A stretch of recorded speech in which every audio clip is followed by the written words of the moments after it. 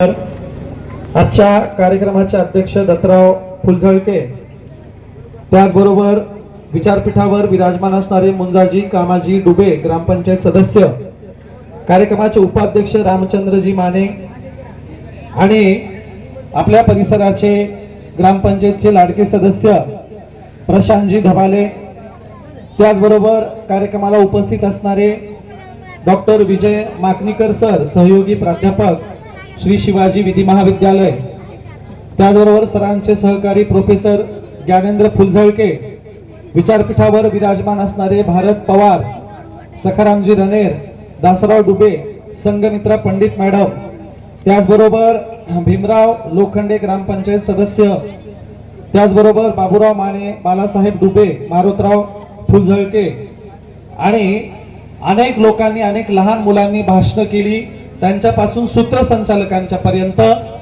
माझ्या समोर जमलेल्या माझ्या माय माऊल्यांनो, भावांनो आणि बहिणींनो, तुम्हाला सगळ्यांना क्रांतिज्योती सावित्रीमाई फुले यांच्या जयंतीच्या लक्ष शुभेच्छा देतो। आज आपण सावित्रीमाईंचा जन्मोत्सव साजरा करतोय आणि सावित्रीमाईंच्या जीवनातले काही मोजके प्रसंग मी तुमच्यासाठी इथे घेऊन आलोय। त्याचं कारण असं आहे की आपल्याकडे महिलांची संख्या फार चांगली आहे, जास्त आहे, आणि ज्या महिलांचं प्रबोधन करण्याची आज फार गरज आहे, त्यातल्या त्यात परभणी जिल्ह्यात महिलांची प्रबोधन करण्याची फार गरज आहे। कारण आपण अनेक बुवा बापू कापूंच्या कार्यक्रमांना गर्दी करतोय। परभणीमध्ये आता 2-3 कुठले तरी बुवा बापू कापू येऊन गेले, त्या कार्यक्रमात आपल्या बाया मावत नव्हत्या, परंतु सावित्रीमाईंच्या कार्यक्रमाला मात्र परभणी जिल्ह्यात महिला दिसत नव्हत्या। पहिलं अपवादात्मक गाव पिंगळी आहे जिथे सगळ्यात जास्त महिलांची संख्या आहे। म्हणून मी माझ्या सावित्रीच्या ह्या सगळ्या वारसदार महिलांना अभिवादन करतो। या देशाला प्रचंड मोठी क्रांतीची, समतेची, बंधुभावाची एक परंपरा आहे। त्या क्रांतीच्या, बंधुभावाच्या परंपरेलाही एकदा आपण अभिवादन करूया। त्याचं कारण असं आहे की ज्योतिराव फुले आणि सावित्रीमाईंनी ज्यांचा वारसा सांगितला त्यांचं देखील नाव घेणं इथं गरजेचं आहे। सावित्रीमाईंना आणि फुले साहेबांना कुणाची तरी प्रेरणा होती, कुणाची तरी प्रेरणा घेऊन त्या दोघांनी या देशामध्ये प्रचंड मोठं काम केलं होतं। त्या प्रेरणेलाही मी पहिल्यांदा अभिवादन करतो, ज्यांनी या देशामध्ये प्रचंड श्रीमंत घराण्याचा त्याग करून संपूर्ण भारतात समतेच्या, बंधुभावाच्या प्रचारासाठी आयुष्य व्यतीत केलं। ज्यांनी आपल्या भिक्खू संघाला सांगितलं, चरत भिक्खवे चारिकम लोकानुकंपाय अथान्विताय, बहुजन हिताय बहुजन सुखाय, आदि कल्याण मध्य कल्याण अंत कल्याण। हे भिक्खूंनो, सतत आयुष्यभर चारिका करत राहायची, ज्याच्यामुळे या देशातील समस्त भारतीयांच्या जीवनाच्या सुरुवातीलाही, त्यांच्या जीवनाच्या मध्यंतरी आणि त्यांच्या जीवनाच्या शेवटीलाही त्यांचं कल्याण होईल, असा जगाला शांतीचा आणि भारताला क्रांतीचा संदेश देणारे देशाचे सर्वोत्तम भूमिपुत्र तथागत सिद्धार्थ गौतम बुद्ध, या तथागताच्या विचारधारेवर या देशात असंख्य राजे महाराजे जन्माला येऊन गेले। त्यांनी तुमच्या आमच्यासाठी महान कार्य केलं, पण दुर्दैव इथल्या धर्मग्रंथांनी आपल्या पूर्वजांची दखल घेतलीच नाही। उलट इथल्या धर्मग्रंथांनी आपल्या पूर्वजांची बदनामी करणारे प्रचंड घाणेरडे धर्मग्रंथ लिहिले, आपल्या पूर्वजांना रसातळाला घालणारे पुस्तकं लिहिले, आणि म्हणून आमच्या मायमाऊल्यांनी आमचा एक महान राजा दर दसरा दिवाळीला दळिता कांडिता जिवंत ठेवला, जगवला। त्या महान राजाची आठवण ज्या महिलांनी काढली होती, त्या महिलांची आठवण ज्योतिराव फुलेंनी अखंड आणि पवाडा लिहून एका राजाची आठवण काढली। तो महान राजा म्हणजे महासम्राट बळीराजा। म्हणून ज्योतिराव फुलेंनी दिलेल्या बळीराजालाही मी या ठिकाणी अभिवादन करतो, मानाचा मुद्रा करतो। एक शाहीर सांगतो, हजारों साल पहले की बात थी, जब जम्मू-द्वीप में खून की नदियां बहती थी, हर तरफ लड़ाइयां जारी थी, जिसने सारी लड़ाइयां जीत कर शान अपनी बढ़ाई थी। अफसोस हुआ था उस सम्राट अशोक को, जिसने बाकी की जिंदगी बुद्धों के कदमों में चढ़ाई थी। म्हणून ज्यांनी आपलं सर्वस्व तथागताच्या चरणावर अर्पण केलं, अशा सम्राट अशोक यांनाही अभिवादन करतो।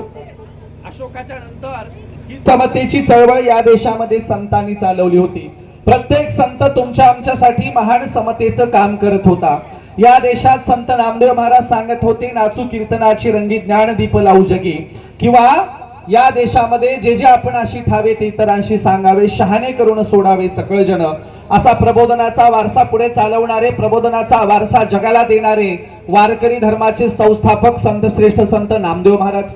तुमच्या आमच्या जवळच्या गंगाखेडच्या जनाबाईंनी डोक्याचा पदर कमरेला खोसला आणि भर बाजारात येऊन लोकांचं प्रबोधन केलं। माझी जनाबाई सांगते, डोईचा पदर आला खांद्यावरी, भरल्या बाजारी जाईल मी, हाती घ्यायला टाळ खांद्यावरी, विना आता जमना कोण करी, पंढरीच्या पेठे मांडलेले पाल, मनगटावरी तेल घाला तुम्ही, जनी मने झाली मी वेसवा, निघाले केशवा घर तुझे, डोक्यावरचा पदर कमरेला खोसून भर बाजारात येऊन लोक प्रबोधन करणारी जनाबाई. जनाबाई सांगते, जर कुणी मला आगावची बाई म्हणणार असेल तर मीच घोषणा करते, मी कुणाला मनगटावर तेल घालून बोंबलायचं असेल तर बोंबला, पण मी प्रबोधन सोडणार नाही. हे प्रबोधन करताना मला विठ्ठलाचं घर निघावं लागलं तरी चालेल, पण कुणाच्याही बापाला घाबरणार नाही, अशी मध्ययुगीन भारताच्या काळात विद्रोही भूमिका घेणारी माझी जनाबाई. नामदेव जनाबाईंचा वारसा पुढे चालवणारे जगद्गुरु जगतवंद्य तुकोबराय सांगतात, काय महिमा वर्णू आता सांगणे किती, कोटी ब्रह्म हत्या मुख पाहता जाती. अरे आमच्या तथागत विठ्ठलाचं काय महत्व सांगावं, 1 कोटी ब्राह्मणांची हत्या केली आणि एकदाच विठ्ठलाचं तोड पाहिलं तर सगळं पाप धुतलं जातं, असं मनुस्मृतीच्या विरोधात अभंग लिहिणारे, गाऊन दाखवणारे तुकोबराय.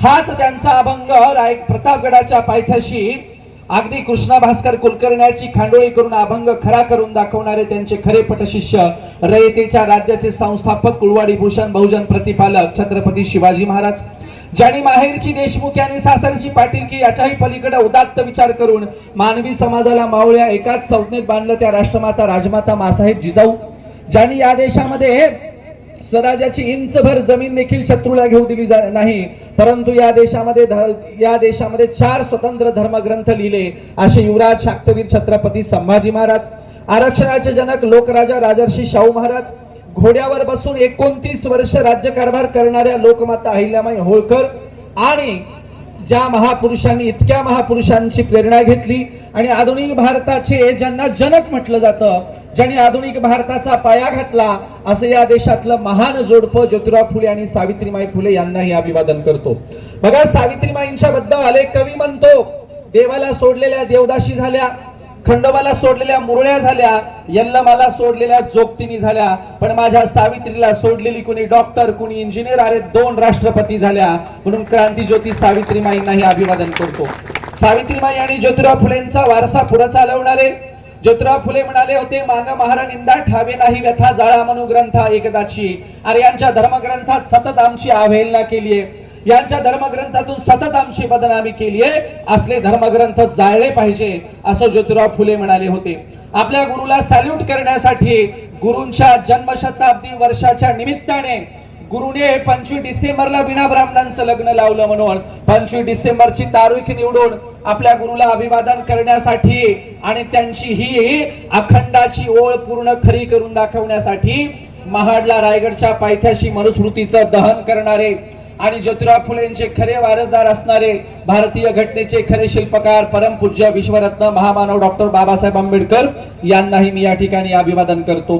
त्याचबरोबर ज्यांनी सांगितलं की जग बदल घालून घ्याव मला सांगून गेले भीमराव, गुलामगिरीच्या या चिखलात का ऋतून बसलाय रावत, चल निघ घे बिनीवरती धाव, मला सांगून गेले भीमराव, असं म्हणून बाबासाहेबांचं उरलेलं कार्य पुढे चालवणारे आणि छत्रपती शिवाजी महाराजांचा पवाडा 7 समुद्राच्या पलीकडे घेऊन जाणारे साहित्य सम्राट लोकशाहीर अण्णाभाऊ साठे यांनाही अभिवादन करतो. ज्यांनी सांगितलं, तुझ्या हाती तूप आलं, तुझ्या हाती साय, समाजाचं काय रे गड्या समाजाचं काय, टाटा बिर्ला तरतील बाकी सारेच उपाशी मरतील, असं म्हणणारे लोककवी वामनदादा कर्डक आणि परिवर्तनवादी चळवळीतल्या तमाम महापुरुषांना सावित्रीबाईंच्या जयंतीच्या निमित्ताने अभिवादन करतो. बघा, आज आपण सावित्रीबाईंच्या जीवनातले काही महत्वाचे प्रसंग समजून घेणार आहोत. सगळ्यांनी सांगितलं, सावित्रीबाईंचा जन्म सातारा जिल्ह्यातील खंडाळा तालुक्यातील नायगावचा जन्म आहे. सावित्रीबाईंचं सासर प्रॉपर पुणे आहे. त्या काळात हडपसर त्या भागाला म्हटलं जायचं. अशा श्रीमंत घराण्यातली आणि इकडे देखील श्रीमंत सासर असणारी सावित्रीबाई लाडात वाढलेली कुटुंबातली एकुलती एक मुलगी असणारी महिला होती. परंतु सावित्रीबाई लाडात वाढल्यामुळे त्या काही आळसावलेल्या, अगदी आळस करणाऱ्या नव्हत्या, तर माहेरी देखील झपाटून काम केलं आणि सासरी देखील नवऱ्याच्या पश्चात देखील प्रचंड मोठं काम उभं करणाऱ्या सावित्रीबाई फुले होत्या. पण आजच्या आपल्या महिलांना आमच्याकडे चांगली प्रेरणाच कुणी उभी करून दिलेली नाही. आमच्याकडे धर्मग्रंथातल्या अत्यंत चुकीच्या प्रेरणा उभ्या केलेल्या आहेत. त्यामुळे आमच्या बाया शोषिक राहिल्या, पदर घेणाऱ्या राहिल्या. आमच्या बाया अत्यंत अगदी अंधश्रद्धा, रूढी, परंपरा, कर्मकांडातच अडकून पडणाऱ्या राहिल्या. जोपर्यंत खमक्या निर्भीड असणाऱ्या सावित्रीबाईंची प्रेरणा आमच्या महिलांच्या समोर उभी केली जात नाही तोपर्यंत आमच्या महिला सुद्धा धाडसी होणार नाही. म्हणून सावित्रीमाईंसारख्या धाडसी महिलांची प्रेरणा आपण आपल्या समाजाच्या समोर उभी केली पाहिजे. आणि म्हणून बघा, सावित्रीमाई आणि ज्योतिराव फुलेंची काय कथा आहे. तर ज्योतिराव फुले आपल्या सखाराम परांजपे नावाच्या एका मित्राच्या लग्नाला गेले होते. ब्राह्मण मित्राचं लग्न होतं. ब्राह्मण मित्राचं त्यावेळेला संध्याकाळचं लग्न चालू होतं. लग्नाच्या वरातीत चांगल्या घराण्यातले, श्रीमंत घराण्यात असलेले ज्योतिराव फुले फेटा बिटा बांधून, कोट घालून अगदी त्या वरातीत चाललेले होते. सगळे ब्राह्मण ओरडायला लागले. आपल्या ब्राह्मणांच्या वरातीत, ब्राह्मणांच्या बरोबरीला हे कोणाचं पोरग चालायला लागलं, हे तर ब्राह्मणाचं दिसत नाही कपड्यावरून, फेट्यावरून. तेव्हा सांगितलं, हे माळ्याचं पोरग आहे. पुण्यातल्या माळ्याचं पोरग ब्राह्मणांच्या बरोबरीला खांद्याला खांदा लावून कसं काय चालतं, म्हणून ब्राह्मणांनी फुलेंना वरातीतून ओढलं. ज्योतिराव फुलेंचा अपमान केला. वरात पुढे निघून गेली. ज्योतिराव फुले रस्त्याच्या कडेला उभे होते. बाजूला एका झाडाच्या पाठीमागे एक अगदी अस्पृश्याचं पोरग उभं होतं. झाडाच्या पाठीमागून एक अस्पृश्याचं पोरग ज्योतिराव फुलेंना हसायला लागलं. फुले म्हणाले, अरे तुला तरी वरात आल्यावर झाडाच्या मागे लपून बसावं लागलं, रस्ता खाली करून द्यावा लागला, आणि तू माझ्यावर हसतोस. तेव्हा तो पोरग म्हणाला, किमान मला कळतं तरी की झाडाच्या मागे लपावं, या ब्राह्मणांना रस्ता करून द्यावा. अरे तू तर एवढा निर्लज्ज आहे की तुला देखील वरातीत घेत नव्हते आणि तू मात्र बळजबरी वरातीत गेला. मला माझी अवकात कळते, तुला तुझी कळत नाही. ज्योतिराव फुलेंना खूप मनाला लागलं. घरी गेले. त्यांना वाटलं गोविंदराव फुलेंना, वडिलांना सांगितल्या, वडील भांडण आणतील, ब्राह्मणांच्या घरी जातील, त्यांना भांडतील. पण उलट झालं. गोविंदराव फुले म्हणाले, ज्योतिराव तुला त्यांच्या वरातीत जायची काय गरज आहे. पेशवाई असली तर तुझं डोकं उडवून टाकलं असतं त्यांनी. बरं झालं इंग्रजांची राजवट आहे, तुला फक्त गच्चीला धरून हाकललं. ज्योतिरावांनी प्रश्न केला, वरातीत काय येऊ दिले नाही. वडील म्हणाले, ते ब्राह्मण आहेत, मग आपण जाऊ शकत नाही त्या. नाही, आपण माळी आहोत. का बरं. ही समता, ही असमानता अशी कसं काय. वडील म्हणाले, ते धर्मग्रंथातच आहे, धर्माने सांगितलं, त्याला आपण काय करायचं. ज्योतिरावांनी धर्मग्रंथ चाळायला सुरुवात केली. 4थीचं शिक्षण पूर्ण झालं होतं. धर्मग्रंथ वाचले, धर्मग्रंथातल्या चुका काढल्या. एके दिवशी ज्योतिराव फुले मध्यरात्री रस्त्यावर येऊन हसायला लागले. गल्लीतले लोक ज्योतिराव फुलेंना तात्यासाहेब म्हणायचे. लोक म्हणायला लागले, तात्यासाहेब मध्यरात्री का हसता. तात्यासाहेब म्हणले, मी धर्मग्रंथ वाचत होतो, मला हसू आलं. लोक म्हणे, आम्हालाही सांगा का हसता. तेव्हा ज्योतिराव फुले म्हणाले, या धर्मग्रंथातला बळीराजाला पातळात घालणारा जो वामन आहे, त्या वामनाने एक पाऊल बळीराजाच्या डोक्यावर ठेवलंय, एक पाऊल पृथ्वीवर ठेवलंय, कुठलं तरी स्वर्गात ठेवलंय. मला प्रश्न पडला, या वामनाची फाटली कस काय नाही. ज्योतिरावांनी विज्ञानाचा कसोटीचा तर्क लावला. वामनाच्या चुका काढल्या, धर्मग्रंथ लिहिणाऱ्या ब्राह्मणांच्या चुका काढल्या. आणि ज्योतिराव म्हणाले, माणसं येडी आहेत आपली, या येड्या माणसांना शिकवलं पाहिजे, तर्क करायला शिकवलं पाहिजे, विज्ञान शिकवलं पाहिजे. आणि ज्योतिरावांनी घरात बोलून दाखवलं शाळा काढायची म्हणून. शेजारी पाजारचे ब्राह्मण आले. पुण्यातल्या ब्राह्मणांनी गोविंदराव फुले यांना तंबी दिली, तुमच्या मुलाला शाळा काढू दिली तर याद राखा, केवळ मुलालाच नाही, तुम्हाला सुद्धा पुणे खाली करावं लागेल. ज्योतिराव फुलेंच्या वडिलांकडे अनेक लोक तक्रारी करायला लागले. शेवटी गोविंदराव फुले यांनी चिडून आपल्या सुनबाईला आणि मुलाला घरातून बाहेर काढलं. अशा अत्यंत वाईट परिस्थितीत ज्योतिराव फुलेंना आणि सावित्रीबाईंना आधार कोणी दिला असेल तर त्या काळातली, त्या परिसरातलं मुस्लिम जोडपं उस्मान शेख आणि फातिमा शेख यांनी त्यांना आधार दिला. एवढाच काय, ज्योतिराव फुलेंच्या शाळेमध्ये शिकवायला शिक्षिका कमी पडल्या. पहिल्यांदा सावित्रीबाई पुढे आल्या, त्यानंतर फातिमा शेख पुढे आल्या. आणि भारतातली शिक्षणाची दैवत म्हणून आपण ज्यांचं पूजन करतो, ती भारतातली पहिली शिक्षणाची शिक्षिका म्हणून आपण ज्यांचं नाव घेतो, त्या सावित्रीबाई फुले आहेत. सावित्रीबाईंनी शाळा काढली. पहिल्या शाळेत 7 मुली होत्या, 7. या 7 मुलींमध्ये एक मातंग समाजाची मुक्ता साळवे नावाची पोरगी होती. सावित्रीबाईंचं शिक्षण कसं, तर्क करायला लावणार. मुक्ता साळवेंनी 1.5 पानाचा निबंध लिहिला.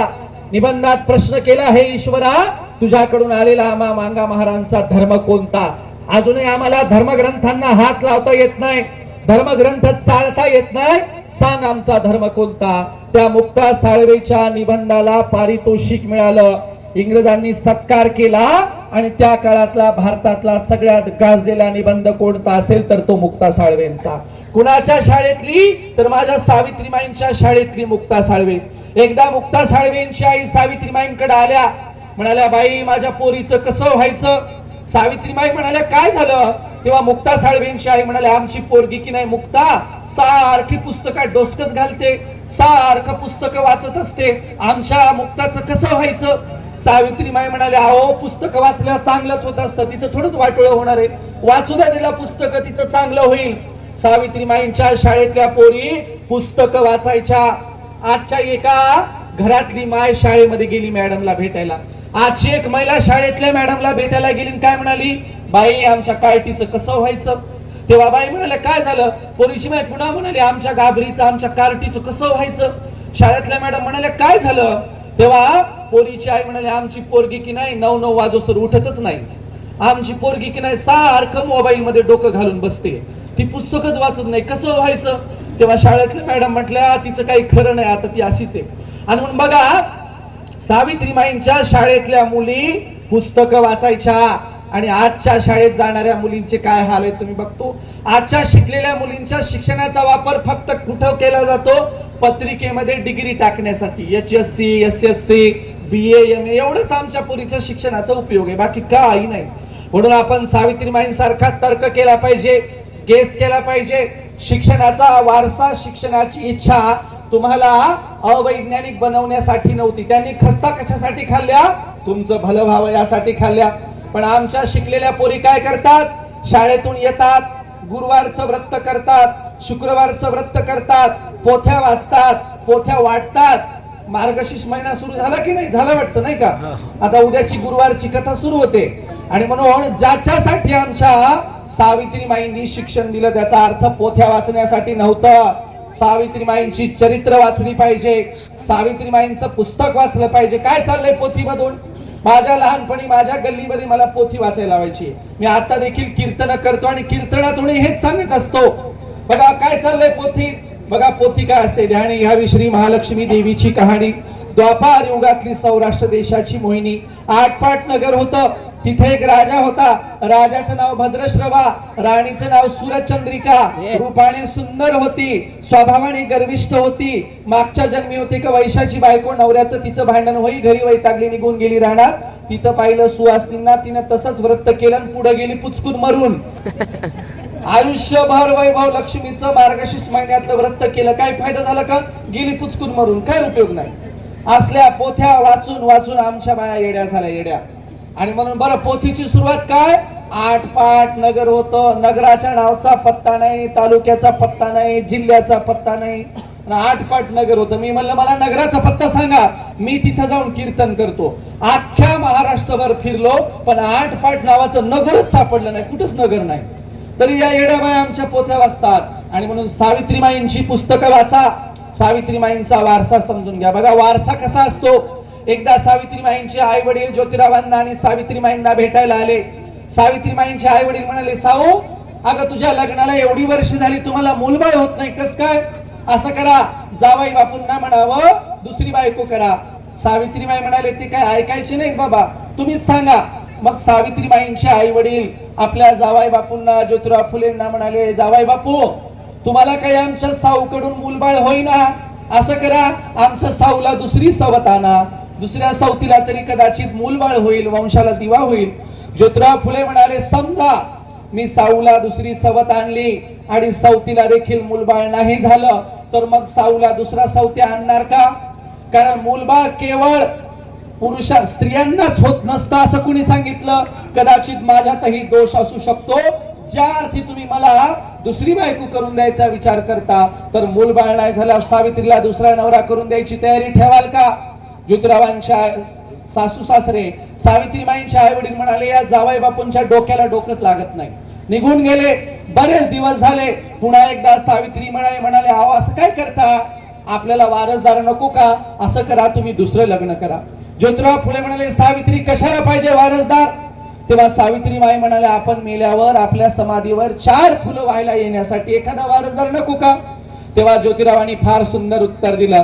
ज्योतिराव फुले म्हणाले सावित्री अगं पोटची पोरच वारसा चालवतात असं नसतं.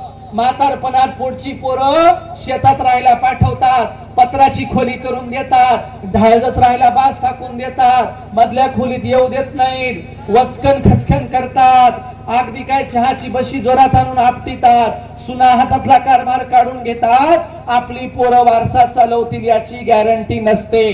पण मी तुला सांगतो सावित्री, येणाऱ्या काळात असा एक तरी आपला वारसदार येईल, आपली लिहिलेली पुस्तकं वाचल, आपलं साहित्य वाचल आणि आपलं राहिलेलं सगळं काम तंतोतंत पुढं करेल. आपल्याला वारसदार रक्ताचा नकोय, विचारांचा वारसदार पाहिजे, ज्योतिरावांनी सांगितलं.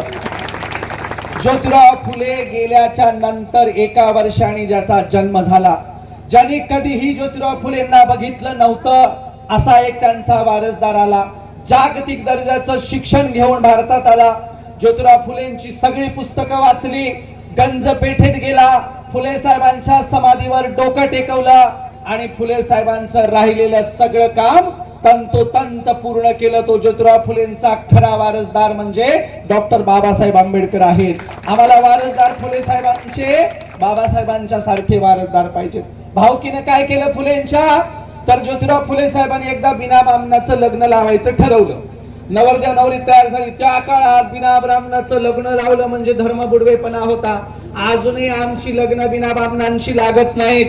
आपल्या माळीवाड्यात किती जणांची सत्यशोधक पद्धतीने लग्न झालीत, हात वर करा बरं.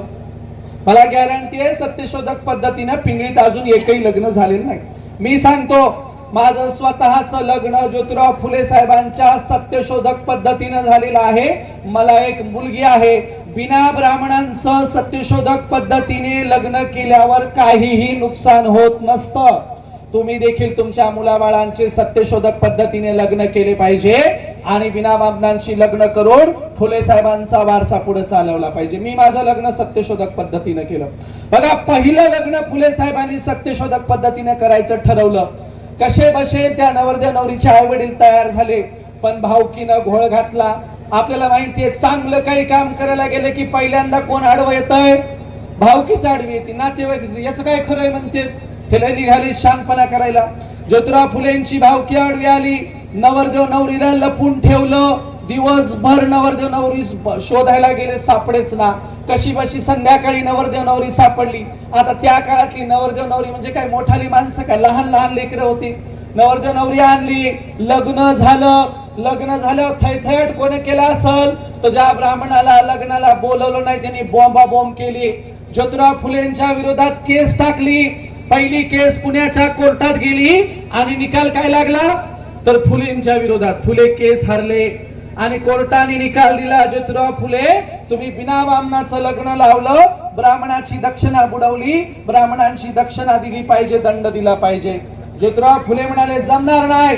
ज्योतिराव फुले कच्च्या गुरुचा चेला नव्हते. छत्रपती शिवरायांची रायगडावर जाऊन समाधी शोधली, शिवरायांच्या समाधीच्या भोवतीची झाडं तोडली, शिवरायांची जगातली पहिली शिवजयंती ज्योतिराव फुलेंनी साजरी केली.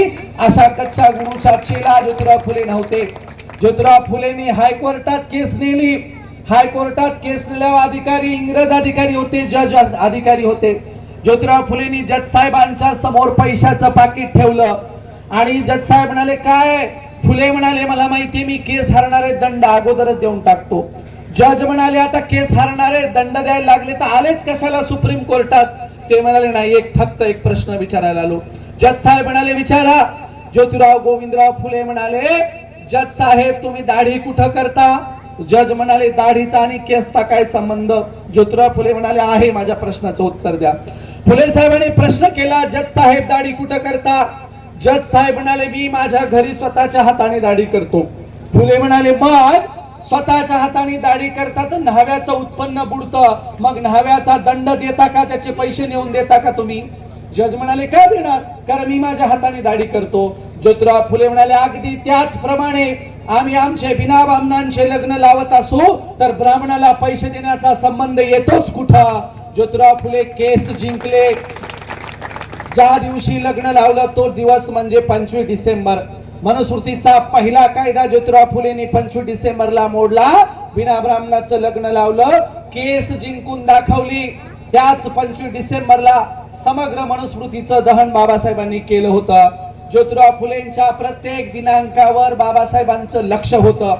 फुले साहेबांनी पुण्यामध्ये निराधार आणि विधवा महिलांना सांभाळण्यासाठी घर बांधलं. घराचा नंबर होता 395. ज्या स्त्रियांना अनावरस पद्धतीनं संतती पोटात आहे अशा स्त्रियांनी आमच्या वाड्यावर यायचं, खुशाल बाळांतीन व्हायचं, निघून जायचं, आम्ही कुणाला काही सांगणार नाहीत अशी पाटी वाड्यावर लिहिलेली होती. त्या वाड्याचा नंबर 395. बाबासाहेबांनी संविधानाला जी कलम दिली त्यातलं पहिल्या संविधान निर्मितीच्या वेळेचं शेवटचं कलम 395. फुले साहेबांना सॅल्यूट करण्यासाठी 395 कलमाचं संविधान बाबासाहेबांनी दिलं. आणि म्हणून आपण समजून घेतलं पाहिजे, वारसा विचारांचा असतो, वारसा रक्ताचा नसतो, भावकीचा देखील नसतो. सांगावं तेवढं कमीच आहे. आम्ही आज उपस्थित आहेत. तुम्हाला एक हळदी कुंकवाच्या कार्यक्रमाचा किस्सा सांगतो. सावित्रीबाईंनी एक नोटीस काढली. नोटीस संक्रांतीचा हळदी कुंकवाचा कार्यक्रम ठेवला. हळदी कुंकवाच्या कार्यक्रमाला सावित्रीबाईंनी नोटीस मध्ये काय लिहिलं, माझ्या घरी हळदी कुंकवाचा कार्यक्रम आहे, सगळ्या स्त्रियांना एकाच टेबलावर बसवण्यात येईल. अस्पृश्य जातीच्या स्त्रिया वाड्याच्या बाहेर आणि वरच्या जातीच्या स्त्रिया घरात खुर्चीवर टेबलावर चालणार नाही. सगळ्या स्त्रियांना समान पद्धतीने घरात बसवेल, सगळ्यांना हळदी कुंकू लावलं जाईल आणि सगळ्यांना तिळगुळ दिलं जाईल. अगोदरच नोंद घ्यावी, ज्यांना यायचे त्यांनी यावं, ज्यांना यायचे त्यांना येऊ नये. आजही आपल्या खेड्यापाड्यामध्ये अस्पृश्य जातीच्या महिलांना हळदी कुंकू लावायची वेळ आली, आपण हाताने लावतो का? हातावर टाकतो आणि तुमचं तुम्ही लावून घ्या म्हणतो. पण सावित्रीबाईंनी त्या काळात समतेची शिकवण दिली. सगळ्या स्त्रियांना पोटाशी धरलं, जवळ धरलं आणि सांगितलं ह्या सगळ्या आमच्या भगिनी आहेत. म्हणून सावित्रीबाईंचा मृत्यू कसा झाला, आपण शेवटाकडे जाऊया. सावित्रीबाईंचा मृत्यू गोरगरिबांची सेवा करता करता मृत्यू झाला. ज्योतिराव फुलेंनी शाळा काढल्यावर अस्पृश्य वस्तीत जायचे. अस्पृश्य वस्तीतल्या उघड्या नागड्या लेकरांना ज्योतिराव कमरेवर खांद्यावर घ्यायचे आणि शाळेत घेऊन जायचे. एका दिवशी सकाळी सकाळी त्या काळातल्या मानवाड्यात महारवाड्यात ज्योतिराव फुले गेले. एका गरीब अस्पृश्याच्या लेकराला खांद्यावर घेऊन शाळेत निघाले. लोक नेमकेच उठत होते. काही लोक म्हणले, तात्या साहेब आमच्या गल्लीतले लेकरं कुठे लागले? ज्योतिराव फुले म्हणाले, ही सगळी लेकरं माणसं बनवण्यासाठी न्यायला लागलो. गल्लीतले लोक म्हणाले, मग आम्ही काय जनावर आहेत का काय आमच्या लेकरांना माणसं बनवायला न्यायला लागले? ज्योतिराव फुले म्हणाले, अरे जनावर तरी चांगली वागतात, तुमचं इतकं वाटुळं झालंय, तुम्हाला शिक्षण नाही, अंधश्रद्धेत आहात, रूढी परंपरेत आहात, तुमच्या लेकरांना उचलून नेऊन मी माणूस बनवणार आहे. माणूस बनवण्यासाठी शाळा काढल्यात. ज्योतिराव फुलेंच्या शाळा वाढल्या. फुले साहेब गेले. सावित्रीबाईंनी ह्या शाळा चालू ठेवल्या. स्वतःचा दत्तक घेतलेला, मगाशी उल्लेख केला, यशवंत नावाचा मुलगा दत्तक घेतला होता. दत्तक घेतलेल्या यशवंताने ससाण्याच्या माळावर दवाखाना टाकला आणि दवाखान्यामध्ये प्लेगची साथ आलेल्या लोकांची सेवा त्यांचा मुलगा करायचा. एकदा गायकवाड नावाच्या अस्पृश्य वस्तीतल्या पोराला प्लेग झाला. कुणीतरी सावित्रीबाईंना सांगितलं, तिकडच्या अस्पृश्य वस्तीतल्या लेकराला प्लेग झालाय, कोणी दवाखान्यात नेत नाही. सावित्रीबाई हातातलं काम सोडून अस्पृश्याच्या वस्तीत गेल्या. लेकराला स्वतःच्या पाठीवर घेतलं आणि ससाण्याच्या डोंगरावर माळावर आपल्या लेकराच्या मुलाच्या दवाखान्याकडे निघाल्या. रस्त्याने जाताना गायकवाड नावाच्या पोराची प्लेगची साथ सावित्रीबाईंना झाली. लेकराला दवाखान्यात पोहोचला आणि सावित्रीबाई देखील आजारी पडल्या आणि त्याच दिवशी प्लेग सारख्या रोगाने गरिबांची सेवा करता करता सावित्रीबाईंनी आपला देह ठेवला. बघा, म्हणतात मरावे परी कीर्तिरूपी उरावे. सावित्रीबाई कीर्तिरूपाने आपल्यामध्ये उरल्या, कारण गोरगरिबांची सेवा सुश्रूषा करता करता त्यांचा शेवट झाला. पुढे काय झालं? ज्योतिराव फुले गेले, सावित्रीबाई गेल्या, त्यांचा दत्तक घेतलेला मुलगा गेला, फक्त उरली सून आणि नात. सावित्रीबाईंच्या सुनेवर आणि नातीवर इतके वाईट दिवस आले, कुणीही मदतीला गेले नाही. त्यांनी फुलेंची पुस्तकं विकली, भांडी कुंडी विकली. केवळ 100 रुपयाला ज्योतिराव फुलेंचा वाडा त्यांना विकावा लागला. खायला घरात अन्नधान्य नाही. शेवटी पुण्यातल्या एका मंदिराच्या अंगणात भीक मागायची वेळ सावित्रीबाईंची सोड आणि नातीवर आली. सुनबाई त्यांच्या त्या काळामध्ये भीक मागून मागून उपाशी पोटी रस्त्यावर वारल्या. 2 दिवस प्रेत तसंच होतं. नगरपालिकेने ज्योतिराव फुलेंच्या सुनबाईंचा अंत्यविधी केला. शेवटी ती पोरगी नात उरली. त्या नातीला विदुराला, म्हणजे पहिलं अगोदरच लग्न झालेल्या माणसाला देऊन तिचं बिचारीचं लग्न लावून द्यावं लागलं. भारतातला टाटा वाटा बिर्लाच्या तोडीचा श्रीमंत असणाऱ्या ज्योतिराव फुलेंच्या कुटुंबाची एवढी भयानक वाताहत या देशात झाली, किती दुर्दैव आहे. त्याचं कारण आहे, आपल्याला महापुरुष जिवंतपणी कळत नाहीत. महापुरुष गेल्यावर त्यांच्या आरत्या गातो, महापुरुष गेल्यावर त्यांची गाणी म्हणतो, त्यांचा जय जयकार करतो, पण जिवंतपणी महापुरुषांची कदर आम्ही करत नाही. आणि म्हणून आम्ही या महापुरुषांच्या जीवनातून काहीतरी प्रेरणा घेतली पाहिजे, चांगल्या प्रकारचं जीवन जगलं पाहिजे. फुले साहेबांच्या बद्दल सांगावे तेवढे अनेक किस्से आहेत, परंतु आपण आचरणात काय आणतो ते महत्वाचं आहे. म्हणून माझ्या मायमाऊल्यांना एवढीच विनंती करेल, व्रत वैकल्य उपास तापास करायचे नाहीत.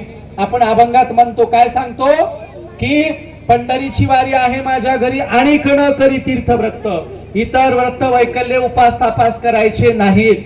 महिलांनी व्याकुळ व्हायचं नाही, कोळ व्हायचं नाही. आमच्या बाया कुंटल कुंटल कापूस वेचतात, पण लवंगावर उपास धरतात, खडीसाखर उपास धरतात. आता तर मोदकावर उपास धरायची पद्धत आली. कुठल्या तरी मोदकात मीठ घालायचं आणि मिठाचा मोदक लागला की मग आता खायचंच नाही, उपाशीच राहायचं. म्हणून उपास तापास धरू नका. सावित्रीबाईंनी सांगितलं, कर्मकांड करायचं नाही, उपास तापास करायचे नाही, व्रत वैकल्य करायचे नाही, चांगल्या प्रकारचं जीवन जगायचं. म्हणून जाताना तुम्हाला 2-3 महत्वाचे प्रसंग सांगितले. थोडेसे लहान मुलांच्यासाठी मनोरंजन म्हणून काही प्रसंग सांगतो. बघा, एकदा काय झाले, एका शाळेवर एक सर आले. मुलांनो, तुमच्यासाठी महत्वाचा प्रसंग आहे. एकदा एका शाळेवर सर आले आणि सकाळी सकाळी वर्ग सुरू झाला. सर म्हणाले, मुलांनो, आज आपण सजीव निर्जीव शिकणार आहोत. सजीव निर्जीव सांगायला सुरुवात झाली. सरांनी विचारलं, मुलांनो, ज्याला चालता येतं, ज्याला बोलता येतं, ज्याच्यात आंतरिक क्रिया होतात त्याला सजीव म्हणावं. ज्याला चालता येत नाही, ज्याला बोलता येत नाही, ज्याची वाढ होत नाही, ज्याची हालचाल होत नाही, ज्याच्यात आंतरिक क्रिया होत नाही त्याला निर्जीव म्हणावं. मुलांनो, सांगा बरं, भिंत सजीव की निर्जीव? पोरांनी सांगितलं, सर तुमच्या व्याख्येनुसार भिंतीला चालता येत नाही, बोलता येत नाही, आंतरिक क्रिया होत नाही, वाढ होत नाही, याचा अर्थ भिंत निर्जीव असली पाहिजे. विज्ञानाचे सर म्हणाले, अगदी बरोबर. बोर्डाला 10 मार्काला हा पेपर असतो. 10 मार्काच्या पेपर मध्ये सजीव निर्जीवच्या व्याख्या लिहायच्या आणि निर्जीव घटकात भिंतीचं उदाहरण लिहायचं. 10 पैकी 10 मार्क मिळतील. विज्ञानाचा तास संपला, मराठीचा तास सुरू झाला. मराठीचे सर वर्गावर आले. आल्याबरोबर म्हणाले, मुलांनो, आज आपण ज्ञानदेवांनी भिंत चालवली ही कविता शिकणार आहोत. कविता सुरू झाली. कवितेतली मुक्ताबाई म्हणाली, अरे ज्ञानदा, तो चांगदेव वाघा बसून यायला ना, आपण कसं रे जायचं? तेव्हा ज्ञानदा मुक्ताईला म्हणाली, मुक्ताई कशाला काळजी करतेस, बस या भिंतीव. मग ज्ञानदा मुक्ताई सोपान निवृत्ती भिंतीव बसले. ज्ञानदेवांनी अशी चुटकी वाजवली, काय आश्चर्य, भिंत अक्षरशः चालायला लागली. पुढे पुढे ती भिंत पळायला लागली. नंतर तर भिंत उडायला लागली. वर्गातली पोरं ओरडायला लागले. म्हणले, sir this is impossible. Sir म्हणले, वाय नॉट पॉसिबल? पोरं म्हणले, आता 45 मिनिटाच्या अगोदर विज्ञानाच्या तासात आम्ही शिकलो, भिंत चालू शकत नाही, पळू शकत नाही, उडू शकत नाही, आणि तुम्ही तर चक्क चालवायला लागले, पळवायला लागले, उडवायला लागले, चाललंय काय? मराठीचे सर म्हणले, कुणी सांगितलं तुम्हाला? वर्गातले पोरं म्हणाले, विज्ञानाच्या सरांनी. मराठीचे सर म्हणले, मूर्ख मास्तर, त्याला काय कळतं अध्यात्मातलं? माझ्या मराठीमध्ये दीर्घोत्तरी प्रश्नाला परीक्षेमध्ये 10 मार्काला हा प्रश्न असतो. तुम्हाला मराठीतले 10 पैकी 10 मार्क पाहिजे असतील तर पहिल्यांदा मराठीतली भिंत चालवावं लागेल, पुढं पळवावं लागेल, मग उडवावं लागेल, तर 10 पैकी 10 मार्क मिळतील. इथल्या सगळ्या लहान मुलांना मला प्रश्न विचारायचा आहे, तुम्हाला मराठीतली भिंत पाहिजे का विज्ञानातली भिंत पाहिजे? नीट तर्क करून, डोक्याचा वापर करून उत्तर दिलं पाहिजे. तुम्हाला तुमचं भलं कोणत्या भिंतीनं होणार आहे? तुम्हाला विज्ञानातली भिंत पाहिजे का मराठीतली भिंत पाहिजे? विज्ञानातली म्हणणाऱ्यांनी हात वर करा. तुमचं भलं विज्ञानाच्या भिंतीनं होणार आहे का मराठीच्या भिंतीनं? विज्ञानाच्या साठी हात वर करणाऱ्यांच्यासाठी सगळ्यांनी जोरदार टाळ्या द्यायच्या. आम्हाला विज्ञानातली भिंत पाहिजे, मराठीतली भिंत कधी चालू शकत नाही. ह्या सगळ्या आपल्या डोक्यामध्ये घातलेल्या काल्पनिक कथा आहेत. आणि म्हणून मित्रांनो, जास्तीत जास्त पुस्तकं वाचा, अभ्यास करा, तर्क करा. आमच्या मायमाऊल्यांना विनंती आहे, जरा महापुरुषांवर चर्चा करा. आपल्या 4 बाया एकत्र आल्या की चर्चा कशी असते माहिती का? एक तर आमच्या बाया एकत्र येतच नाही, आणि आल्या तर चर्चा असते, कोणाची नांदना, कोणाची पळून गेली, कोणाला कोड फुटला, कोणाची काडी मोड झाली, याच्याच आमच्या चर्चा असतात. पण सावित्री, रमाई, भीमाई, अहिल्या, फातिमा, जिजाईवर आमची चर्चा नसते. चर्चा केली पाहिजे. बघा, एका गावामध्ये एक शिकलेली सून आली, पण तिच्या सासूला अगोदरच गल्लीच्या बाईनी कान भरून ठेवले. शिकलेल्या कारभार हातात घेतात, तुझं काही खरं नाही, लय शिकलेली आहे, तुझं कसं व्हायचं? म्हातारी गेली घाबरून. मग शेजाऱ्या पाजाऱ्या म्हणले, असं कर, सगळ्या घराला मोठ्याने कुलप लावा, म्हणजे आरमानेला मग म्हातारीनं सगळ्या आरमालेला पेटीला सगळीकडे कुलप लावले आणि शिकलेल्या सुनबाईला नदीला धुणं धुवायला पाठवायची आणि रोज काहीतरी चांगलं चुंगलं करून खायची. सून नदीवर धुणं धुवायला गेली की आरमाली उघडायची, काहीतरी पदार्थ काढायचा, खायचा, पुन्हा कुलप लावून ठेवायची. 2-4 बाईनं तिच्या शिकलेल्या सुनेला त्या नदीवर जाऊन सांगितलं, अगं तुझी सासू की नाही तुला रोज धुणं धुवायला पाठवते आणि घरी काहीतरी करून खाते. सून म्हणली थांबा, एका दिवशी रंगी हात पकडते मग कळेल म्हणले तिला. एका दिवशी सासूबाईनं जास्त धुणं दिलं, मोठं गाठोडं दिलं, गोदडे बिदडे सगळं दिलं. सुनबाईनं गाठोडं बांधलं, नदीवर गेल्या. त्यांच्या लक्षात आलं आज जास्त धुणं दिलंय म्हणजे आज मोठा आयटम करून खाणार, काहीतरी भारीच करून खाणार. सुनबाईनं धुणं धुतलंच नाही, नुसतं गाठोडं पाण्यात बुडवलं आणि तसं डोक्यावर घेतलं, निघाली सुनबाई. सासूबाईनं विचार केला काय करून खावं, काय करून खावं, काय करून खावं, याच्यातच लय वेळ गेला. सासूबाईला वाटलं सुनबाई येतील लवकर, त्यापेक्षा सोपा आयटम करून खाऊ, शिजायला सोपा, निवायला सोपा, गिळायला सोपा. तुमच्याकडे काय म्हणतात? बोटुळे. शेवयाचा भात केला, मॅगी केला, मॅगी आधुनिक भाषेत, आणि मॅगी परातीत वतला. खायला गेली तर ते बोटुळ्याचा भात नुसता पोळायला लागला जिभेला, खाताच येईना. सासूबाईला वाटलं सून येईल काय करावं, घेतली परात, गेली मधल्या खोलीत, अंधाराच्या खोलीत भात खायला लागली. सुनबाई आल्या, बघितलं पातेल्यात पाणी टाकून ठेवलंय, बराच वेळ झालाय, सासूबाई भात खाऊन गेलेत वाटतं. सुनबाईला वाटलं आपण पण काहीतरी करावं, पण करायला वेळ नाही. सासूबाई शेजारीच गेल्या असतील, लवकर आल्या तर काय करायचं. सुनबाई स्वयंपाकघरात गेल्या, वतलातलं गरम गरम ग्लासभर दूध ग्लासात वतलं आणि गरम गरम दूध प्यायला गेल्या, जिभीला चटका बसला. आता काय करावं, एवढं ग्लासभर दूध संपवायचंय आणि सासू पटकन आली तर काय करावं. सुनबाईनं विचार केला, अंधाऱ्या खोलीत जाऊन दूध पिते ग्लासभर. सुनबाई दुधाचा ग्लास घेऊन अंधाऱ्या खोलीत निघाल्या. सासूबाईनं बघितलं उजेडातून सुनबाई यायल्यात, पण उजेडातून जाणाऱ्या सुनबाईला माहितच नाही याच अंधाऱ्या खोलीत माझी सासूबाई आहे म्हणून. सुनबाई जोरात निघाल्या, सासूबाई मागे मागे सरकायला लागल्या. सुनबाई अंधाऱ्या खोलीत जायला लागल्या, चौकटीला पाय अडकला, रप दिशा अंधाऱ्या खोलीत पडल्या आणि हातातला दुधाचा ग्लास सासूबाईच्या परातीत सांडला. दोघीचे भांडणं, आत्याबाई तुम्ही इकडे कुणीकडं, सुनबाई तुम्ही इकडे कुणीकडं. सासू म्हणली अगं मी मोठी, पहिला मान माझा असतो, सांग तू कस काय इकडे आली. सून म्हणाले आत्याबाई तुम्ही कोरडाच भात खावला म्हणून दूध घेऊन आलते म्हणजे, आणि बघा कसा परातीत सांडलाय मला बरोबर दुधाचा ग्लास. नव्या सुनाईचं सपादत सासवायचं सपादत नसतं. त्यामुळे सुनाईच्या हातात कारभार द्या आणि मस्त आपण सावित्रीमाई ज्योतिरावांचं काम पुढे चालवू. गावात प्रबोधनाचे कार्यक्रम घेऊ, कुणी कुणाशी भांडायचं नाही. एका गावात एका म्हातारीला लय भांडायची सवय होती. आख्या गावाला भांडून भांडून बुरबुडा आणला. नातवाचं लग्न होतं, नातू म्हणला सगळ्यांना लग्नाला घ्या पण या डंगरीला घेऊ नका. लय गावाला हिनं त्रास दिलाय. सगळे म्हणले तुझा हळदीला जा, बघू म्हातारीचं काय करायचं ते. दुसऱ्या दिवशी लग्नाला म्हातारीला आणलं, म्हणले शेवटचं डोळ्या देखतचं लग्न आहे, शेंडे फळाचं लग्न आहे, घ्या लग्नाला. आणलं, लग्न लागलं. मंडपाच्या नवरदेव नवरीच्या स्टेज जवळ म्हातारीला खुर्ची टाकून दिली. म्हातारी जाडजूड खाली बसता येईना. लग्न लागल्यावर लोक जेवायला लागले. नवरदेवानी सगळ्यांना फोटो काढायला बोलायला सुरुवात केली. नवरदेवाच्या चुलत्या झाल्या, आत्या झाल्या, माम्या झाल्या. नवरीच्या चुलत्या झाल्या, आत्या झाल्या, माम्या झाल्या. म्हातारीचा काही नंबरच येईना, कोणी म्हातारीला बोलवेच ना. आता काय करावं. म्हातारीला वाटलं मी विसरते काय की लग्न मंडपातून कुत्रं गेलं आणि कुत्रं जाताना म्हातारीनं कुत्र्यावरून शिव्या द्यायला सुरुवात केली. अशा कुत्र्याला शिव्या द्यायला लागली विचारूच नका. नवरदेवाला राग, सगळे लोक बघायला लागले कोणाची म्हातारी शिवाय द्यायला लागली म्हणून. नवरदेव स्टेजवरून म्हणला ही डंगरी काही चचना म्हणला. चचना शब्द बीड जिल्ह्यातला आहे. चचना म्हणजे मरणा खपना. नवरदेव म्हणला ही म्हातारी काही चचना म्हणला. म्हातारीनं ऐकलं, जोरात म्हणली बापू तू काय म्हणलास. नवरदेवाला वाटलं चचना शब्दाचा खरा अर्थ सांगावं तर आपलं काही खरं नाही. नवरदेव म्हणला अगं आजी चचना म्हणजे जेवण असं, तू जेवली नाहीस का, आणि तू जेवून घे बरं. आता म्हातारीला चचना शब्दाचा अर्थ माहित होता. म्हातारी म्हणली बापू आपलं काय, अगोदर नवरदेव नवरी चचल, मग नवरदेव नवरीचे मायबाप चचतील, मग सगळं वरहाड चचल, मग सगळं गाव चचल, आणि मपलं काय मी चचली तर चचल नाही तर तशीच पचल म्हणली.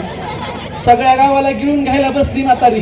म्हणून आपण चांगलं काम करूया. मी पहिल्यांदा प्रशांतजी धबाले आणि इथले सावता मित्र मंडळ आणि सगळ्या आयोजक संयोजकांचे मनापासून अभिनंदन व्यक्त करतो, ज्यांनी या परिसरात प्रबोधनाच्या कार्यक्रमाचं आयोजन केलं.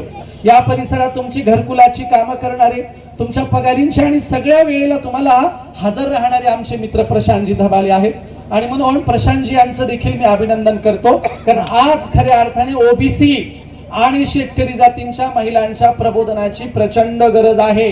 नाहीतर आम्ही कुठल्या बुवा बापू कापूची कथा लागली की आमच्या बाया निघाल्याच. म्हणून आपल्या नेत्यांना सांगा, बुवा बापू कापूच्या कथा नको, सावित्रीबाईंवर व्याख्याने लावायला सांगा, सावित्रीबाईंची पुस्तकं वाटायला सांगा. अशाच नेत्यांच्या पाठीमागे गेलं पाहिजे. म्हणून आमचे नेते आमचे प्रशांतजी धबाले आहेत, जे प्रबोधनाचं काम करतात. खरं तर ते माझं कीर्तनही लावू शकले असते, मी कीर्तन करतो, पण कीर्तनात एवढं प्रबोधन करता येईल का? कीर्तनातून एवढं प्रबोधन करता येत नाही. आणि म्हणून आपण सगळेजण आता चांगल्या माणसांच्या पाठीशी राहू. तुम्ही मला बोलवलं, माझा सन्मान केला, त्याबद्दल मी तुमचा शतशः आभारी आहे. ज्योतिराव फुले आणि सावित्रीबाई सूर्याला म्हणाले, ज्योतिराव फुले आणि सावित्रीबाई सूर्याला म्हणाले, तू तिथला तर आम्ही इथला सूर्य आहोत. ज्योतिराव फुले आणि सावित्रीबाई सूर्याला म्हणाले, तू तिथला तर आम्ही इथले सूर्य आहोत. चल परिवर्तनाचा नवा करार करू. तू ताऱ्यांना प्रकाशमान कर, आम्ही साऱ्यांना प्रकाशमान करू, आम्ही साऱ्यांना प्रकाशमान करू. म्हणून मी या जोडप्याला मानाचा मुजरा करतो, अभिवादन करतो आणि या ठिकाणी थांबतो. धन्यवाद.